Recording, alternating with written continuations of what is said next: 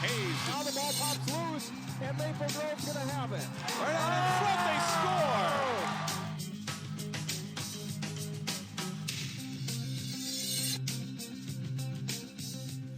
Welcome to Sports Jam. I'm John Jacobson. And I'm Jay Wilcox. Thanks for tuning in. This week on the show, highlights from the past 10 days of holiday tournament action.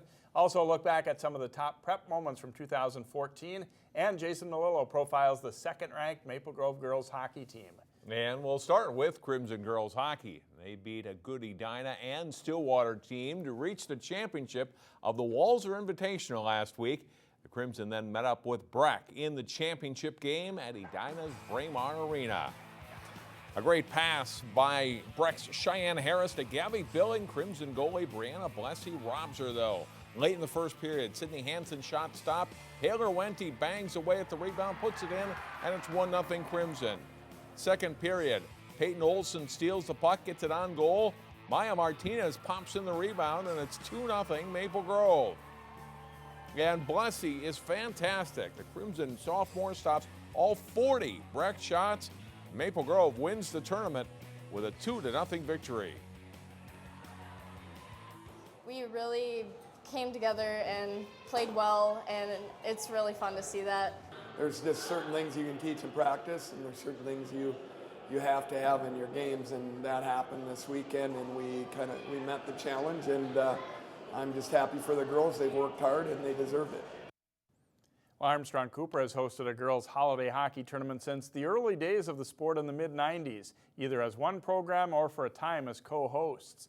Champlin Park and host Armstrong Cooper faced off in the quarterfinals, and the goalies are sharp in this one. Hannah Gettle of Champlin Park stops the first shot and then the rebound as well. And at the other end of the rink, Paige Kopka stops all 13 Rebel shots in the first period, including a pair here. This game is scoreless through one period. Second period, and the long pass here misses everyone, but Kaylee Martinson of Champlin Park wins the race to the puck and blasts a slap shot past Kopka. Champlin Park leads it 1-0. A well-placed shot here. Another look at it from Martinson. Armstrong Cooper tries to get the equalizer in the third, but that one goal stands up as Champlin Park wins it 1-0. After beating Holy Angels in overtime in the semifinals, the Rebels beat St. Paul United 4-2 to win the Armstrong Cooper tournament for the second time in program history. Jordan Trapp scored 2 goals in the final, while Hannah Gettle made 39 saves.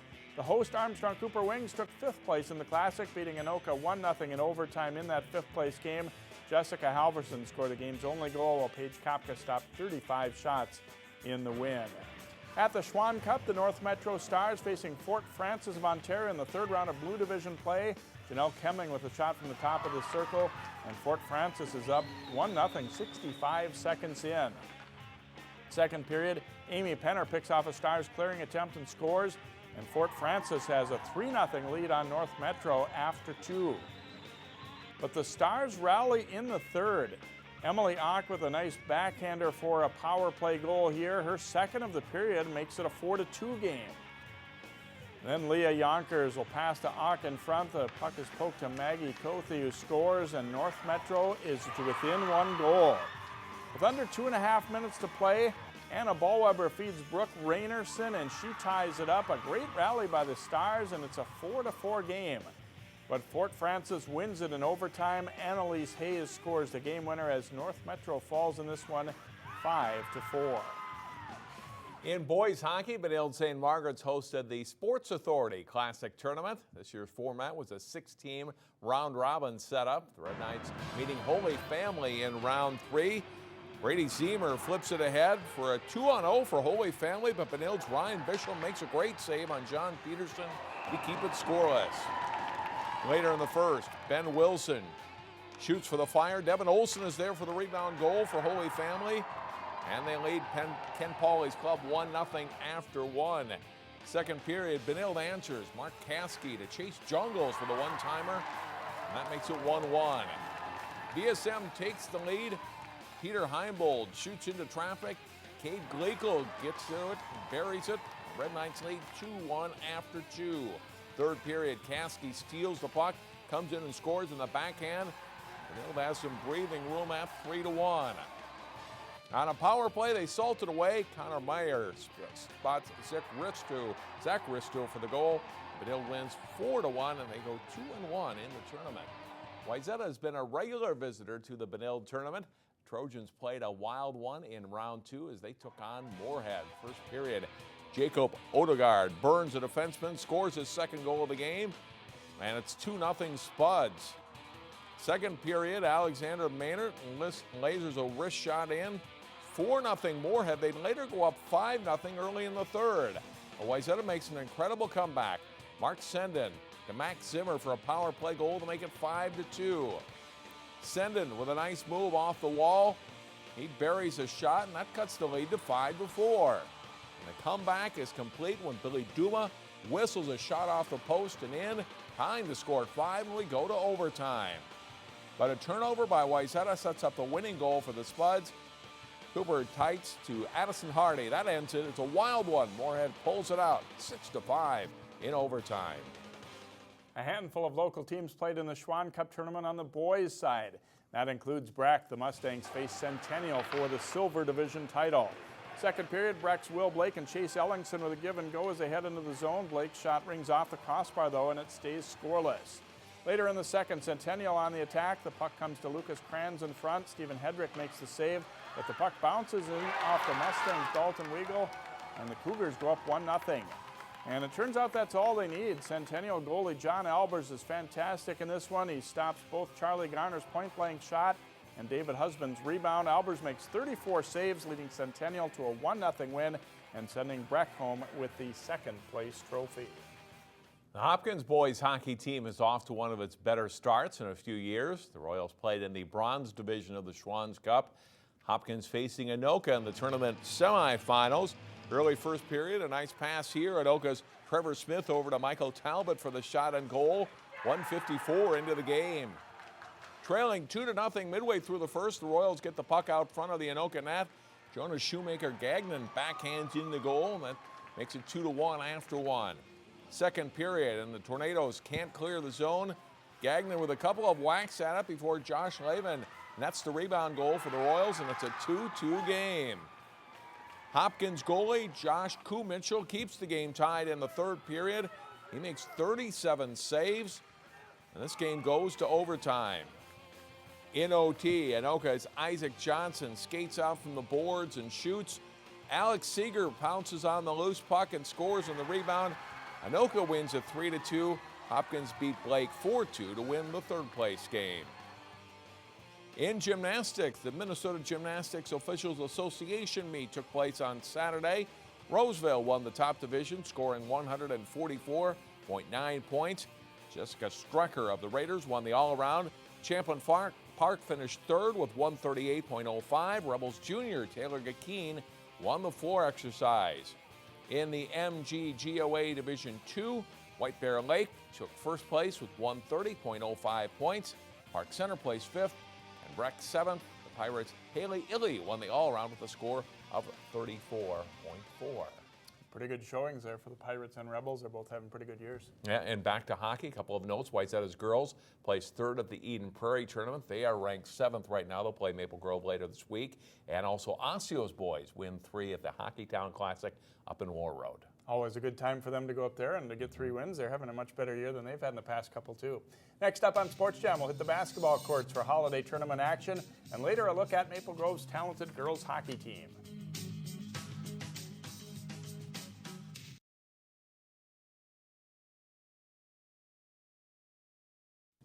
Welcome back to our holiday tournament edition of Sports Jam. In the 2 days after Christmas, both Maple Grove and Champlin Park played in the tough Granite City Classic boys basketball tournament in St. Cloud. The Crimson went 1-1, losing to then number 1 Apple Valley.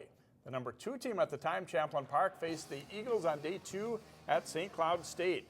McKinley Wright gets a high screen and pops a 15-footer, and the Rebels go up 9-7 early. Some great defense at the other end. Theo John with the big block for Champlin Park on Jordan Bolton of Apple Valley. Wright leaves it for the trailing J.T. Gibson, and he steps into a three-pointer on his way to a big night for Champlin Park. They go inside to John and then back out to Marty Hill for a three-pointer. Champlin Park is out to a 39-30 lead at halftime. Second half, and Gibson keeps on lighting it up. He takes a return pass here and is wide open for a three. The Rebels lead at 44-35. Gary Trent Jr. is a good one for Apple Valley. He gets an acrobatic layup to fall here on his way to a 23-point night. But Gibson has a night he'll remember for a long time. Just after hitting a three, he gets the steal, layup, and foul. That gives Gibson 1,000 career points, and he scores 38 total in the game. After trailing most of the way, though, Apple Valley rallies. Austin Corba's long three pulls them within 76-74 late. But the Rebels ended in great style. Hill steals the inbound pass and dunks it home to seal up a 79-74 win. The Rebels are now rated #1 after that win. With a key injury to Amir Coffey, the Hopkins boys basketball team hasn't been as dominant as some of their teams in the past. It doesn't mean the Royals aren't a good club, though. Coach Ken Novak and the Royals meeting Henry Sibley in the quarterfinals of the Augsburg tournament. Hopkins kills the Warriors running the court all night. Length of the court pass here. John Warren to Ishmael Elamine for the layup. Nice inside bounce pass from Anthony Davis finds Wyatt Johnson for the hoop and foul. Sibley's Will Stevenson will get the ball, works it into the post, and puts in a tough shot while getting fouled on the play. But Hopkins will run away from this one. They get running again here. Look at the pretty sequence from DeMarcus Williams to Darrell Mayfield to Davis cutting for the finish. And then Hopkins from deep, Mayfield getting it to Malcolm White in the corner for three. Hopkins runs away with this one 78-35.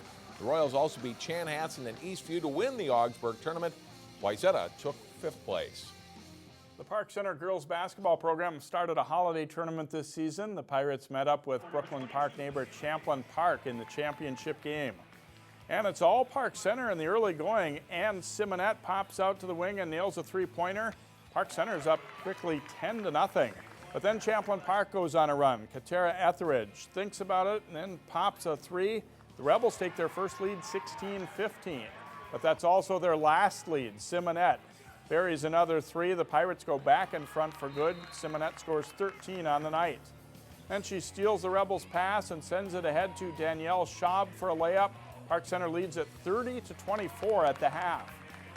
Jake Cuppy and the Rebels struggle with turnovers. Hannah Schaub steals the pass and heads up court before dishing to her sister Danielle for three. The Pirates go up 36-24. Danielle Schaub scores 13. And good passing around the defense here for Park Center. Michaela Hayes scores 2 of her game-high 17. Park Center leads it by 13 at this point. Champlin Park keeps on battling, though. Erica Hicks goes baseline to score, plus a foul. But Park Center has never seriously threatened down the stretch, and they win at 55-43. I was really happy with how our team played. We came out really good from the start, and at the end, we kind of struggled a little bit against the zone with their pressure, but I mean, we finished it off, and that's what matters. Maple Grove's girls basketball team is also off to a strong start. The Crimson lost for the first time this season in a one-point battle with Edina in the first round of the 4-team St. Michael Albertville tournament. That put them into the third-place game against Thief River Falls. Maple Grove starts strong. Mackenzie Barta pops a three from the left wing for a quick 6-2 lead. Thief River Falls is a good inside game. Madison Brecky finds Malaya Biermeyer inside. The Prowlers surge into the lead at 12-7. Then they work a nice high-low play. Shauna Spears to Jenna Tadich for 2 of her 12 points for the Prowlers. Biermeyer sends it to Tadich to Brecky for the jumper. The Prowlers lead 25-18. They're up 27-25 with the Crimson at the half. But Maple Grove plays a strong second half. Haley Barker finds Barta open for a three, and the Crimson go up 33-29. Barta gets the break going, gets it to Julie Haggard, who stops and pops the jumper. 44-36 Maple Grove at this point. They're on fire in the second half. Caroline Griffith finds Mary Eckberg for three in the corner, and Maple Grove rolls to a 63-49 win. Many of the state's top boys swimming teams hit the pool for a big invitational at the University of Minnesota. 2 out-of-state teams had a tight battle for the top spot in the gold division of the Maroon and Gold Invitational. Omaha Creighton of Nebraska edges Madison Memorial of Wisconsin by 1/2 point for the title. Minnetonka is the top Minnesota team in third place. Locally, Breck Blake is 9th and Wayzata 12th. In the bronze division, Mankato West takes the top spot with Forest Lake 2nd and Roseville 3rd. Osseo places 9th. And another girls basketball note, Jay. Maranatha and Wayzata won their holiday tournaments as well. Well, kind of like Osseo boys hockey, Wayzata girls basketball making a big jump forward this season too, so congratulations to them. Still to come on Sports Jam, Maple Grove's girls hockey team is having an outstanding season. We'll profile the Crimson in our Sports Jam Spotlight.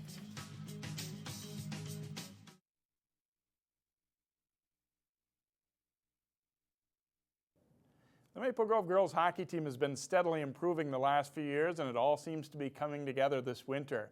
The Crimson ended the week 15-0-1 and ranked 2nd in the state. Jason Melillo profiles the team in this week's Sports Jam Spotlight.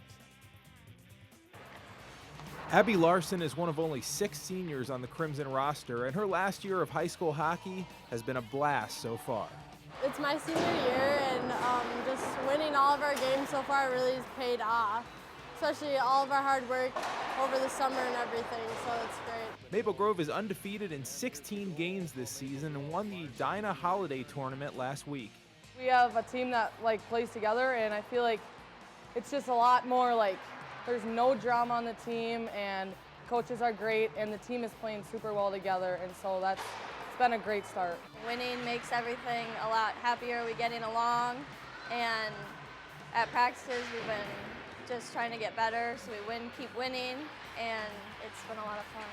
Sophomore goalie Brianna Blessy was fantastic in the Edina tournament. She stopped 40 shots against Breck in the championship game. You know, she made huge steps, and I think a lot of people saw what she's capable of. She's a fantastic athlete, and it came out this weekend, and it showed. It really shows how our team has really come together from last year. We were ranked 2nd in state, but I think that it really shows more when we play against teams like this that are actually big competitors and big names. Haley Herdine and Lauren Kaufman also play on the MG lacrosse team, as do a lot of girls on the hockey team. The Crimson earned its first ever state tournament berth in lacrosse last spring, and the girls' chemistry on the field has carried over to the rink. I think you learn a lot about your teammates when you're places other than hockey. The girls that play lacrosse, I see them at a different sport, and depending which is, how they act at their sport tells you a lot about them, and you learn stuff about them. And then coming from lacrosse, it's helpful to come to hockey because you just know them even better. I think lacrosse and hockey are a little bit similar too, but just the sportsmanship and playing together I think is similar. And I think we've just all most of the hockey girls are on the lacrosse team. We've played together, and I think that's really helping. I think that is helping the chemistry a lot, just knowing where people are, and yeah, I think that's helped. Maple Grove knew it had the potential to be a very good team this winter, but the Crimson has probably exceeded its expectations. Still, they stay focused and hungry by remembering the way last year ended, a loss to Wayzata in the first round of the section tournament.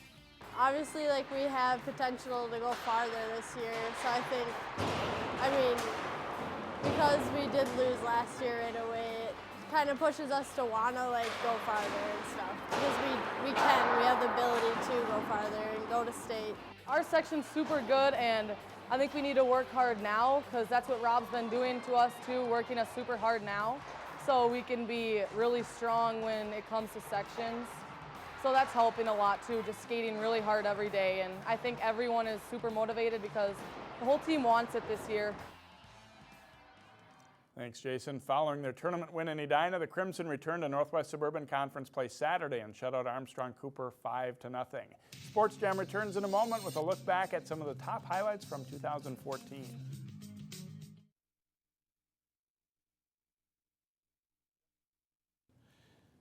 It's hard to recap 12 months of local high school sports in about 2.5 minutes, so we've picked out just some of the highlights that helped showcase a fun ride in 2014 prep sports.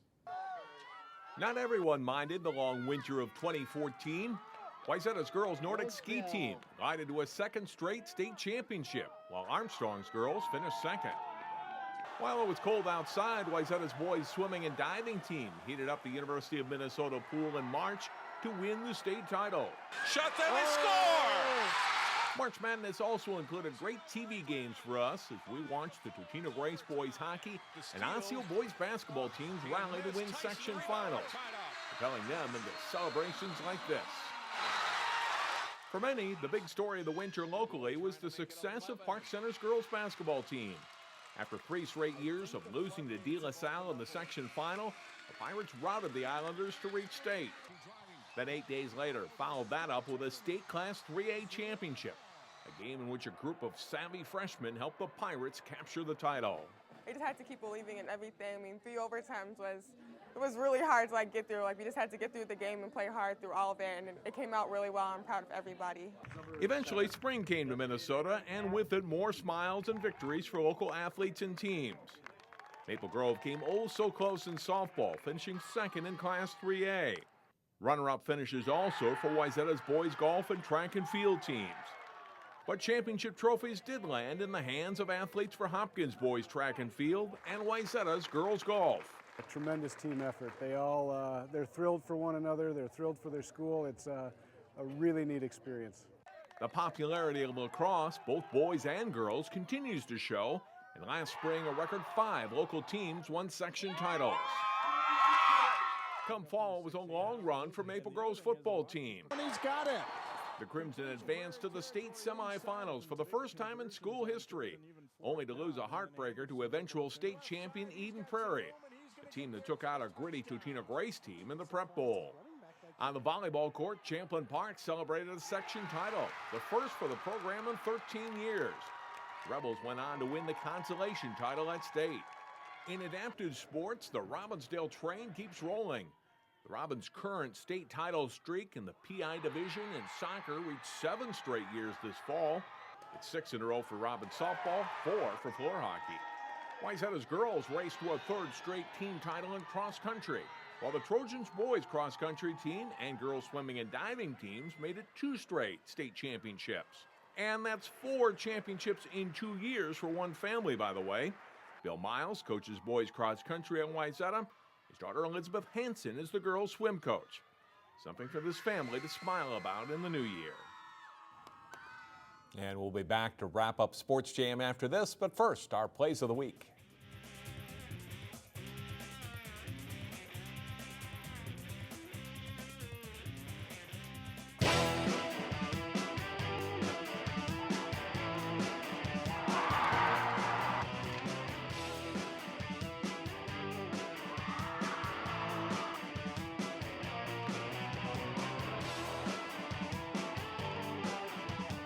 The first lap shot she's taken tonight. And boy, did she make that baby count, huh?